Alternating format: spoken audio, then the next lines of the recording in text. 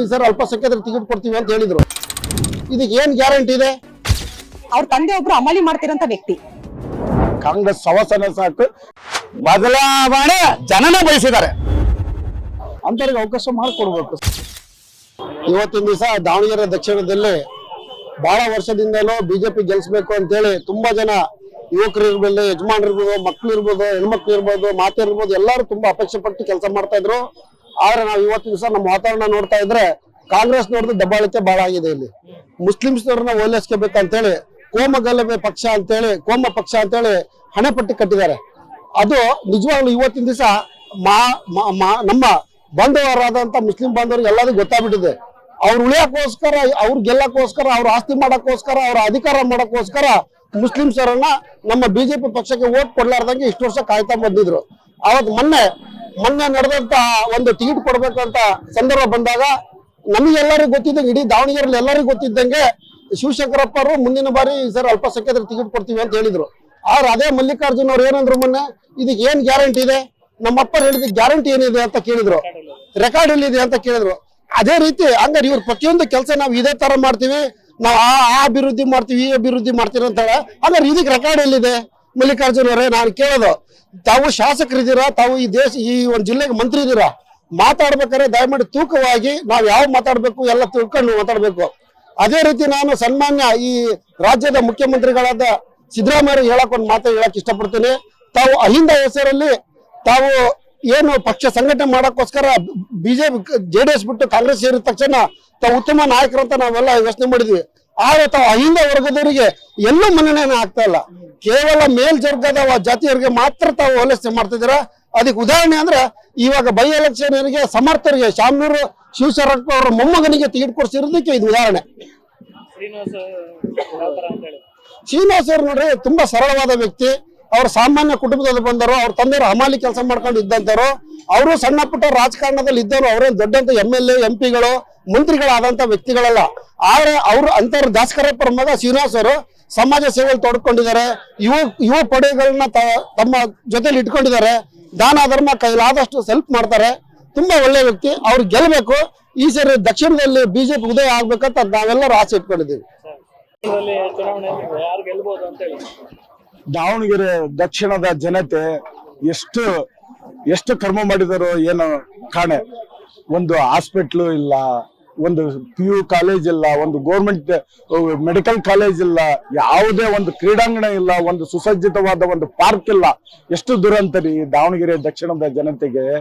ಎದಕ್ಕರ ಏನಾರ ಹೋಗ್ಬೇಕಪ್ಪ ಅಂದ್ರೆ ಉತ್ತರಕ್ಕೆ ಹೋಗ್ಬೇಕು. ಉತ್ತರದಲ್ಲಿ ಬಸ್ ಸ್ಟ್ಯಾಂಡ್ ಐತಿ, ಪ್ರತಿಯೊಂದು ರೈಲ್ವೆ ಸ್ಟೇಷನ್ ಉತ್ತರದಲ್ಲಿ ಇರೋದು, ಪ್ರತಿಯೊಂದು ಇರೋದು ಉತ್ತರ ವಿಧಾನಸಭೆಗೆ ಐತೆ ಹೊರತು ದಕ್ಷಿಣದಲ್ಲಿ ಯಾವುದೇ ತರದ ಅಭಿವೃದ್ಧಿ ಕಾರ್ಯಗಳಿಲ್ಲ. ಜನ ಕಾಂಗ್ರೆಸ್ಗೆ ಓಟ್ ಹಾಕಿ ಎಷ್ಟು ಭ್ರಮ ನಿರಸರಾಗಿದಾರಪ್ಪ ಅಂದ್ರೆ, ಇವತ್ತು ನಾವು ರೋಡ್ನೇ ಹೋಗ್ಬೇಕಪ್ಪ ಅಂದ್ರೆ ಪ್ರತಿಯೊಂದು ಸಮಾಜ, ನಾನು ಆ ಸಮಾಜ ಈ ಸಮಾಜ ಅಂತ ಇಲ್ಲ, ಪ್ರತಿಯೊಂದು ಸಮಾಜದ ಯುವಕರಾಗ್ಲಿ ಮುದುಕರಾಗ್ಲಿ ಎಲ್ಲರೂ ಹೇಳ್ತಾರೆ, ಸಾಕಪ್ಪ ಈ ಕಾಂಗ್ರೆಸ್ ಸವಸನೆ ಸಾಕು, ನಾನೇನಿದ್ರು ಮುಂದಿನ ದಿನಗಳಲ್ಲಿ ನಾವು BJP ತರಲೇಬೇಕು.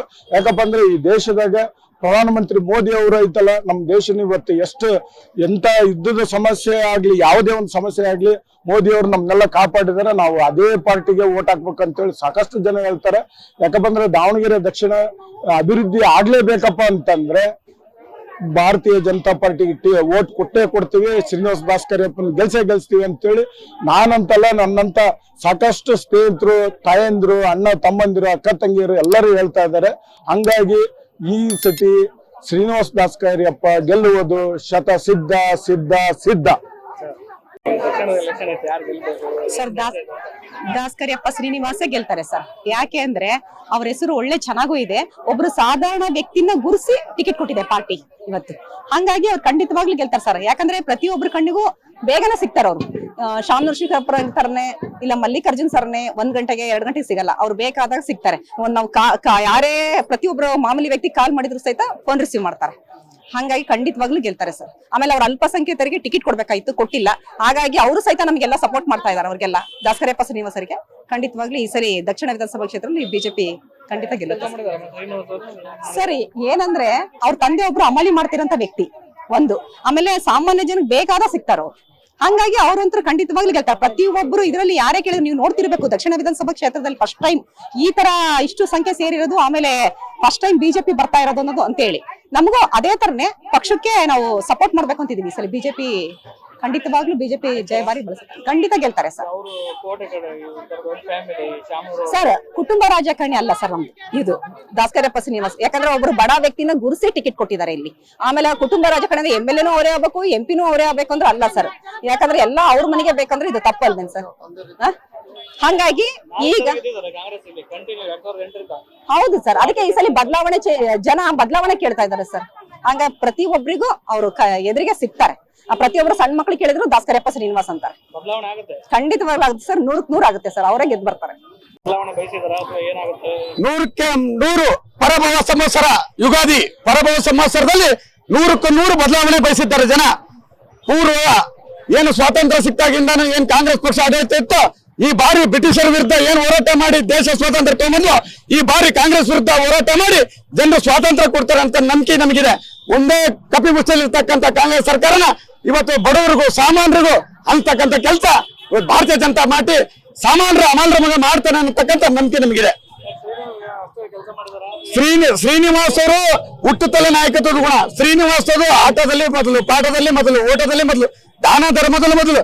5 ರೂಪಾಯಿ 10 ರೂಪಾಯಿ ಇದ್ರೆ 5 ರೂಪಾಯಿ ಕೊಡೋ ಗುಣ, 2 ಇಡ್ಲಿ ಒಂದ್ ಇಡ್ಲಿ ಕೊಡೋ ಗುಣ, ಸರ್ವರ್ಗೂ ಸಮಪಾಲು, ಸರ್ವರ್ಗೂ ಸಮಪಾಲು, ಸರ್ವರ್ಗೂ ಲೇಸನ್ನು ಬಯಸಂತ ವ್ಯಕ್ತಿ.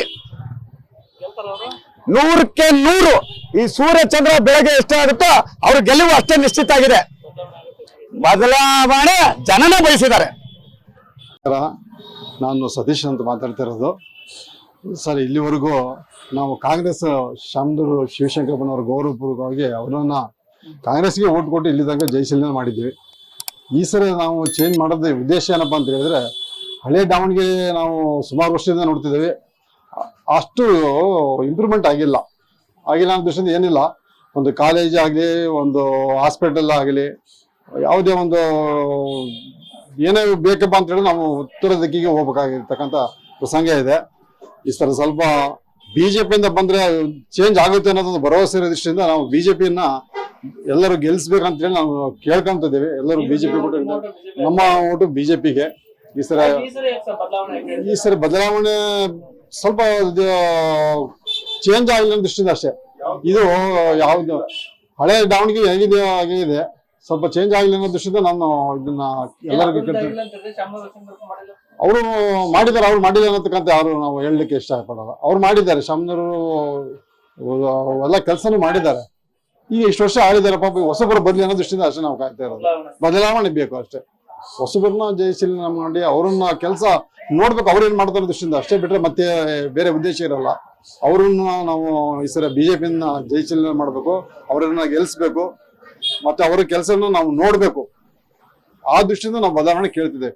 ಅವ್ರಿಗೆ ಬರ್ತಕ್ಕಂಥ 2 ವರ್ಷದಲ್ಲಿ ಏನ್ ಮಾಡ್ತಾರ ಅಂತ ನಾವು ನೋಡಿದ್ರೆ ಮುಂದಿನ ಎಲೆಕ್ಷನ್ ಅಲ್ಲಿ ಯಾವ ರೀತಿ ಚೇಂಜ್ ಮಾಡಬಹುದು ಅವರು ಅನ್ನೋದನ್ನ ನಾನು ಕೇಳಲಿಕ್ಕೆ ಮತ್ತೆ ಹೇಳಲಿಕ್ಕೆ ಇಷ್ಟಪಡ್ತೀನಿ.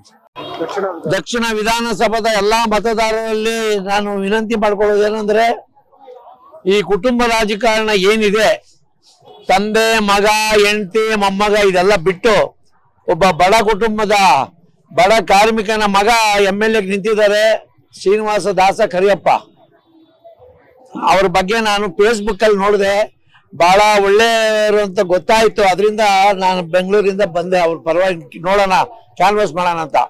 ದಯವಿಟ್ಟು ಸ್ನೇಹಿತರೆ ತಮ್ಮಲ್ಲಿ ವಿನಂತಿ ಮಾಡ್ಕೊಳ್ತೇನೆ, ಒಬ್ಬ ಬಡವನ್ನ ಗೆಲ್ಸ್ರಿ, ಇರೋರಿಗೆ ಆಗ್ಬೇಡಿ. ಯಾವ ರೋಡ್ ನೋಡಿದ್ರು ಶಾಮನೂರು ಶಿವಶಂಕರಪ್ಪ, ಯಾವ ಕಾಲೇಜ್ ನೋಡು, ಯಾವ ಹಾಸ್ಪಿಟಲ್ ನೋಡು, ಎಲ್ಲ ಇದು ಏನು ಎಲ್ಲ ಅವರ ಹೆಸರಲ್ಲೇ.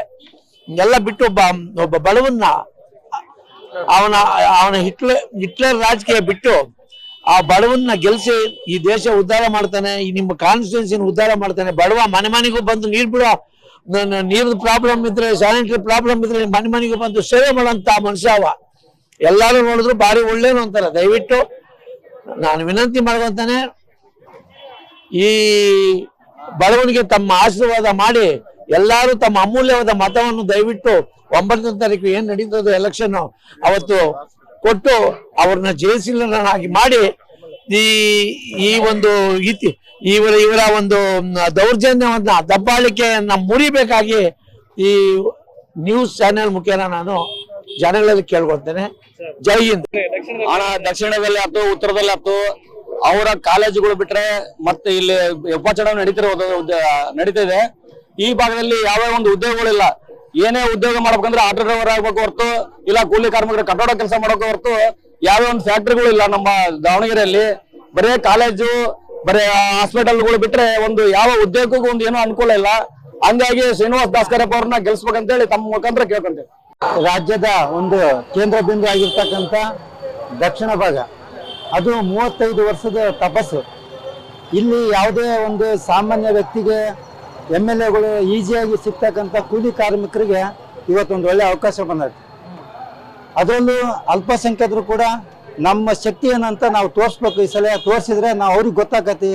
ಅಲ್ಪಸಂಖ್ಯಾತರ ಮತ ಇಲ್ಲ ಅಂದ್ರೆ ಕಾಂಗ್ರೆಸ್ ಇಲ್ಲ, ಕಾಂಗ್ರೆಸ್ ಇಲ್ಲ ಅಂದ್ರೆ ಅಲ್ಪಸಂಖ್ಯಾತರು ಇಲ್ಲ ಅಂತ ತೋರಿಸ್ಬೇಕನ್ನೋಕ್ಕೋಸ್ಕರ ಅವರು ನಮಗೆ ಭಾಳ ಸ್ಪಂದಿಸ್ತಕ್ಕಂಥ ರೀತಿಯಲ್ಲಿ ನಡ್ಕೊಂಡಾರ ಅವ್ರು. ಅದಕ್ಕೋಸ್ಕರ ಈ ಒಂದು 35 ವರ್ಷದ ತಪಸ್ಸು ನನ್ನ ಸಾಗೆ ಆಕೈತೆ ಅಂತ ನಮ್ಮ ದಾಸ್ಕರಿಯಪ್ಪರಿಗೆ ಓಟ್ ಹಾಕ್ಸಕ್ಕಂತ ಕೆಲಸ ನಾವು ಮಾಡ್ತೀವಿ. ಗೆದ್ದ ರೀತಿಯಲ್ಲಿ ವಾತಾವರಣ ಸೃಷ್ಟಿಯಾಗಿದೆ ಈ ಸರಿ. ಆ ರೀತಿ ಸೃಷ್ಟಿ ಆಗಿಬಿಟ್ಟಿದೆ, ಅಲ್ಲೇ ಬದಲಾವಣೆ ಆಗೇ ಹೋಗುತ್ತೆ. ದುಗ್ಗವನ್ನ ಆಶೀರ್ವಾದ ಐತೆ ನಾವು. ಹೌದು. ಈ ಸತಿ ಬಿಜೆಪಿ ಗೆಲ್ಲುತ್ತೆ ಅಂತ 100ಕ್ಕೆ 100 ಅನ್ಸುತ್ತೆ ಈ ಬಾರಿ. ಯಾಕಂದ್ರೆ ಒಂದು ಬಾರಿನಾರು ಬಿಜೆಪಿಗೆ ಅವಕಾಶ ಕೊಡ್ಬೇಕು. ಹಾಗಾಗಿ 100ಕ್ಕೆ 100 ಬಿಜೆಪಿ ಗೆಲ್ಲುತ್ತೆ ಅಂತ ಅನ್ಸುತ್ತೆ. ಆದ್ರೂ ಚುನಾವಣೆ ಪ್ರತಿ ಸತಿ ದುಡ್ಡಿಂದ ನಡೆಯುತ್ತೆ, ಬಟ್ ಈ ಸತಿ ದುಡ್ಡಿಂದ ಆಗಲ್ಲ. 100ಕ್ಕೆ 100 ಬಿಜೆಪಿ ಗೆಲ್ಲುತ್ತೆ, ದುಡ್ಡು ಎಲ್ಲಿ ನಡೆಯಲ್ಲ.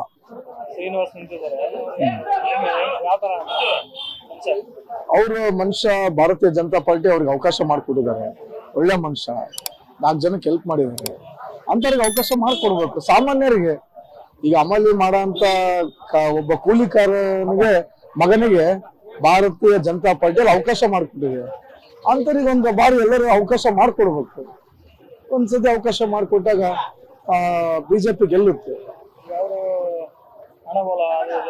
ಈಗ ಹಣಬಲ, ತೋಳ್ಬಲ, ಸರ್ಕಾರ ಎಲ್ಲ ಇದ್ರು ಜನರು ಆಶೀರ್ವಾದ ಮಾಡ್ತಾರೆ ಅಂತ ಈಗೆಲ್ಲ ನೀವು ನೋಡ್ತಿದ್ರೆ ನಮಗೂ ಈ ಸತಿ ಬಿಜೆಪಿ ಗೆಲ್ಲುತ್ತೆ ಅಂತ ವಿಶ್ವಾಸ ಇದೆ.